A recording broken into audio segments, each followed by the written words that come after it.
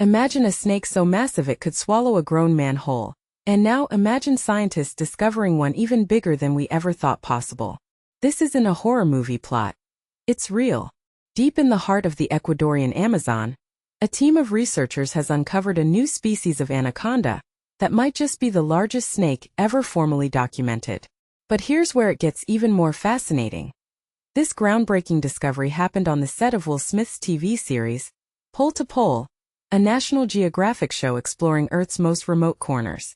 Led by Professor Bryan Fry of the University of Queensland, the expedition stumbled upon a previously unknown species, now named Unex akiyima, or the northern green anaconda. One female specimen measured a staggering 6.3 meters, 20.7 feet, and weighed over 500 kilograms, 1,100 pounds, dwarfing the records held by its southern cousin, the Unex murinus. And this is the part most people miss. This wasn't just a lucky find. It was made possible by the indigenous Waorani people, whose deep knowledge of the Amazon's hidden waterways and ecosystems proved invaluable. The discovery took place in the Bihwari Waorani territory, a biologically rich but rarely accessible region of the Amazon. The Waorani, who consider these snakes sacred, have long spoken of anacondas reaching up to 7.5 meters, 24.6 feet. Stories once dismissed by Western scientists as exaggerations.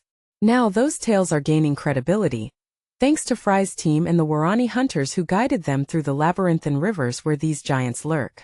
But here's where it gets controversial. Is Unex akiyima truly a new species, or just a larger variant of the southern green anaconda? Fry argues that the genetic divergence, a whopping 5.5%, compared to the 2% difference between humans and chimpanzees, proves it's a distinct species with millions of years of independent evolution. But not everyone in the scientific community is convinced. What do you think? Could this be a case of overclassification, or is Fry's team onto something revolutionary? This discovery also highlights the critical role of indigenous knowledge in scientific research. The Waorani's intimate understanding of their land didn't just help locate the snakes. It earned them co-author credits on the study. Chief Pentti Baihua's decision to grant access to researchers marks a growing partnership between indigenous communities and ecological science, a collaboration that could reshape how we study biodiversity. Yet, as we marvel at this find, a shadow looms. The Amazon is under siege. Deforestation, industrial agriculture, and mining pollution are threatening its ecosystems at an alarming rate. Fry warns that keystone species like the anaconda are particularly vulnerable. His upcoming research will explore how heavy metals and petrochemicals from oil spills and mining runoff impact the reproductive health of these giants. The question isn't just about discovering new species. It's about saving them before it's too late. Here's a thought to leave you with. If we continue to exploit the Amazon at this pace, will future generations only know these magnificent creatures through stories and documentaries? Or can we strike a balance between progress and preservation?